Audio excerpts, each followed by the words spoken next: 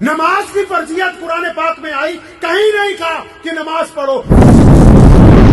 اللہ اکبر۔ نماز کیوں پڑھتے ہیں ہم پتہ ہے؟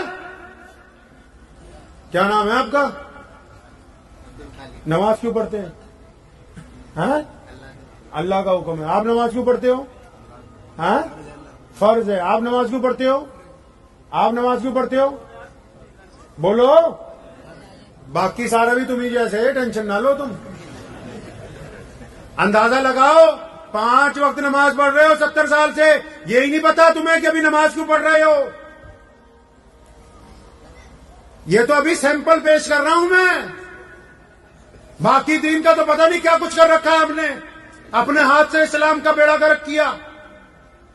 اور بتاؤں، ایک جگہ سے میں گزرا آپ ہی کے صوبے میں، تو مجھے کچھ لوگوں نے روکا، آج سے 5-7 سال پہلے کی بات ہے۔ میرے والد محترم مولانا حبیب الرحمان لدھیانوی رحمۃ اللہ علیہ موجود تھے اس وقت دنیا میں، تو مجھے انہوں نے روکا اور چند سپاہیوں کو دیکھ کے میرے پاس کچھ مسلمان آئے، اجی حضرت نماز پڑھنے رکے ہو مسجد میں، تو پتہ ہے آپ نائب امام ہو، کچھ بتا دو۔ تو میں نے ان سب کو بلایا اپنے پاس، میں نے کہا بتانے کا ٹائم تو نہیں ہے، ایک بات پوچھنا ضرور چاہتا ہوں، تمہیں بھی پوچھ لیتا ہوں، ریکارڈ چاہے ہو جائے کوئی بات نہیں۔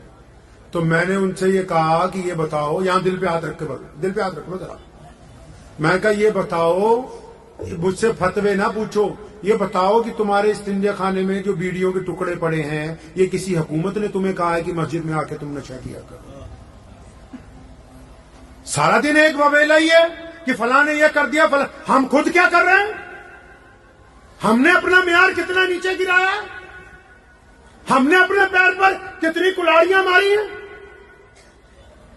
بار بار شکست ہو رہی ہو، اگر بار بار ناکامی ہو رہی ہو، تو اس کا مطلب یہ نہیں ہے کہ بھائی ہم میں کوئی خرابی نہیں، اس کا مطلب یہی ہے کہ ساری خرابی ہم میں موجود ہے۔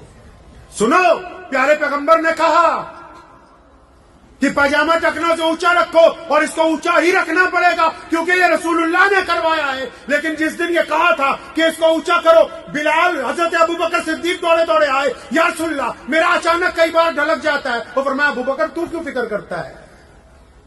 یا رسول اللہ کن کے لیے کہہ دیا؟ کہا تو سب کے لیے۔ یا رسول اللہ کیوں کہا؟ فرمایا ابوبکر یہ پاجامہ اس لیے اونچا کروایا کہ جو لوگ پاجامہ نیچا کر کے، لمبے لمبے کپڑے پہن کے اور لمبی لمبی ڈینگیں کہانکتے ہیں اور ماں باپ کو سلام کا جواب نہیں دیتے، غریب کی طرف نہیں دیکھتے، سڑک پر آ کر کے چلتے ہیں، میں نے یہ کپڑا اس لیے اونچا کروایا کہ ان کے اندر عاجزی آ جائے، گردن جھک جائے، گردن جھک جائے۔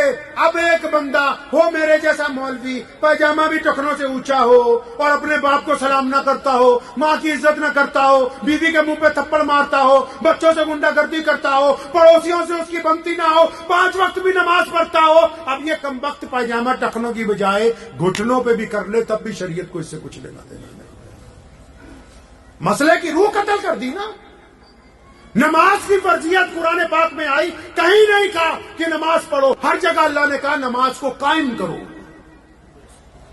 کیوں قائم کرو؟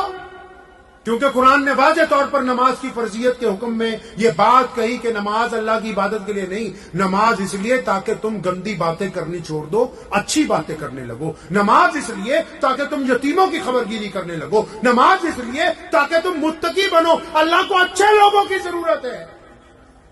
اب بندہ نماز بھی پڑھتا ہو، ٹھگی بھی مارتا ہو، نماز بھی پڑھتا ہو، چوری بھی کرتا ہو، نماز بھی پڑھتا ہو، کسی کی بیٹی کا نمبر بھی لینے کے چکر میں ہو، نماز بھی پڑھتا ہو، اپنی کسی بہن کی طرف گندی نگاہ ڈالتا ہو۔ کس بدبخت نے کہا کہ تو نمازی ہے؟ یہ نمازی ہونے کا ڈھونگ رچ رہا ہے، اس کی نماز تو اس کو گناہ سے روک ہی نہیں رہی۔ اگر اس کی نماز اس کو گناہ سے نہیں روک رہی، اس کو اور اچھی طرح نماز پڑھنی ہے۔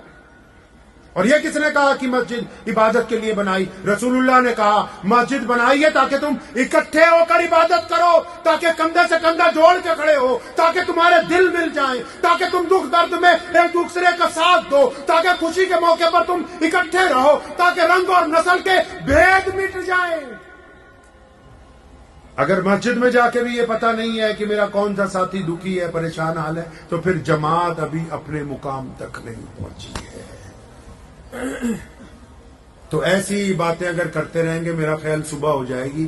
عرض آپ سے بس چھوٹی سی یہ کرنی ہے کہ جب بھی کبھی دین کی مجلس میں جائیں تو یہ سمجھ کے جائیں کہ کچھ لینے جا رہے ہیں، ये जो मदरसे को दे जाओगे ये कोई बड़ी बात नहीं, आखिरत में मिल जाएगा। अपने लिए लेने जा रहे हैं और अब तब्दीली लानी है अपने अंदर। लाएंगे तब्दीली इंशाअल्लाह। काहे की तब्दीली? नबी अलैहिस्सलाम की एक सुन्नत अपनानी है और नमाज भी पढ़नी है, एक और सुन्नत अपनानी है। वो सुन्नत क्या है? प्यारे पैगंबर चाहते हैं कि जब भी मेरा उम्मती सोचे तो अच्छा सोचे। कैसा सोचे जी? अच्छा सोचे। जब भी बोले तो अच्छा बोले, जब देखे तो अच्छा देखे। हम क्या करते हैं? 10 आदमी बैठे होते हैं, 2 उठ के चले जाते हैं तो 8 पता क्या कहे? अजी वो 2 तो ठग है। और जब 3 और चले जाए तो 5 कहते हैं ये भी 3 जो गए ना ये भी बेईमान है। अब जब उन 5 में से पीछे 3 और चले जाए तो बाकी 2 कहते हैं ये उनसे बड़े कमीने थे यार। ये हमारी नजरिया बन गया है, इसको बदलना है। प्यारे पैगंबर की सुन्नत है, आपने फरमाया कि बदगुमानी कुफर है। अच्छा सोचना है अपने भाइयों के मुतालिक, माँ बाप के मुतालिक, बीवी के मुतालिक, पड़ोसी के मुतालिक, हिंदू सिख दोस्तों के मुतालिक, गैर मुस्लिम भाइयों के मुतालिक। जब भी उम्मीद लगानी है अच्छी लगानी, बुरा नहीं सोचना। रसूलुल्लाह चाहते हैं कि हम मुस्बत सोचें, पॉजिटिव सोचें। सोचेंगे पॉजिटिव इंशाअल्लाह।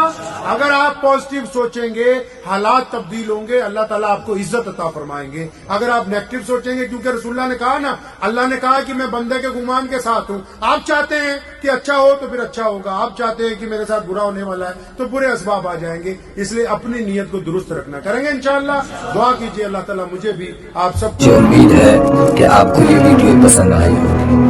अगर पसंद आई हो तो ये आप अपने दोस्तों के साथ शेयर करें और इस चैनल को सब्सक्राइब जरूर करें।